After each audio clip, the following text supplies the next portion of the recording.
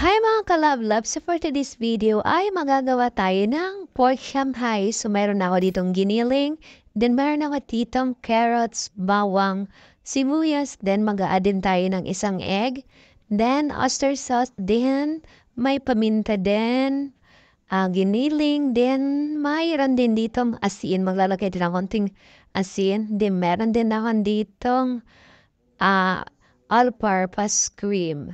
Lalagyan na nga natin mga kalablab, itong ating giniling pork siya mga kalablab. Pwede din naman siyang beef niyo ilagay pero mas mahal din kasi yun. Kaya syempre pork na lang yung binili ko. So ito at isasaid muna natin at sayang din naman yung mga natitirang plastic na pwede pa din naman na makuha. Kaya sa natin.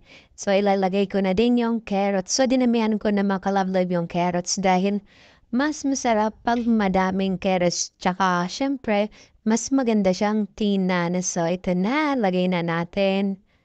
So may nakita din pala ako sa aming ref na konting celery. So ilalagay na din natin 'to pampadagdag din naman ng kulay sa ating pork Shanghai. So ilagay na natin yung sibuyas. Mas maganda mga kalablab yung manipis lang ang hiwa ng sibuyas. Tsaka yung bawang. Pinuhinilin din natin. So, minaano-mano ko na lang yung paghihiwa yan dahil wala akong yung pang-slice talaga na mga sibuyas at bawang yung para mapanipis. So, lalagyan na nga natin ng konting isang kutsara lang na oyster sauce. Yan, so lagyan na natin ng oyster sauce. So, depende naman sa inyo mga kalab-lab kung sa mga panlasa niyo, kung gusto niyo dagdagan yun sa tingin niyo talaga na tatama yung timpla niyo. So, naglagay din ako ng sarap. So, yan, pampadagdag din yan ng ating lasa. So, mag-add na din ako ng paminta. So, medyo dinamihan ko na ng paminta. Mas masarap kasi pag madaming paminta. So, after nyan ay lalagyan natin siya ng asin. So, yun. Lagyan natin siya ng asin. Yung sa tingin natin ay tama na yung timpla. At tayo din naman nakakaalam kung tama na ba yung mga pinaglalagay natin mga sangkap dyan. So, nag-add din ako ng yung baking soda. So, naglagay din ako niya ng harina. Yan. Then, siguro mga isa't kalahati lang yun. Then, naglagay din ako ng egg. So, lalagay na natin ng egg. Para syempre ay, pag naluto natin yung Shanghai, ay may dagdag din na sarap siya. Yan. So, after nyan ay, halu-haluin na lang natin yung ating Shanghai. Yan, halo-haloy natin. Mas okay nga sana dyan yung kakamay na lang natin or mayroon kayong pang-mix sa talaga. Hindi, pwede naman yun nga mga kalab-lab gamitin. So ako, dahil nga ay mas manana kasi dyan yung halo-halo talaga siya. Halo-haloin. Sige lang, halo-halo. So, mag-a-add tayo dito ng konting mantika.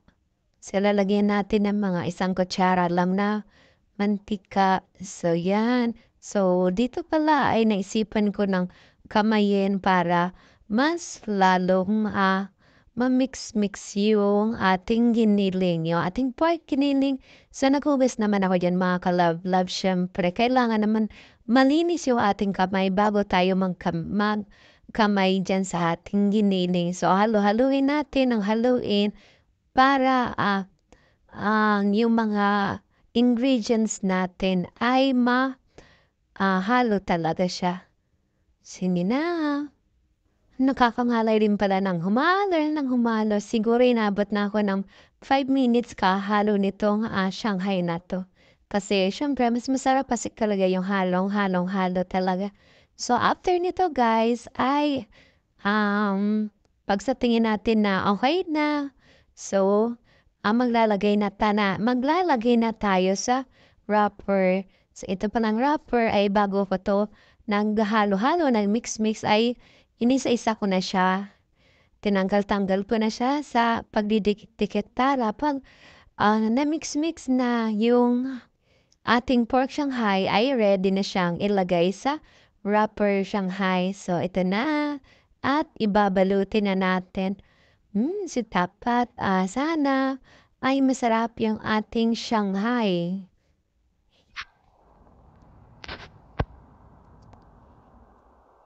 Tadadadan!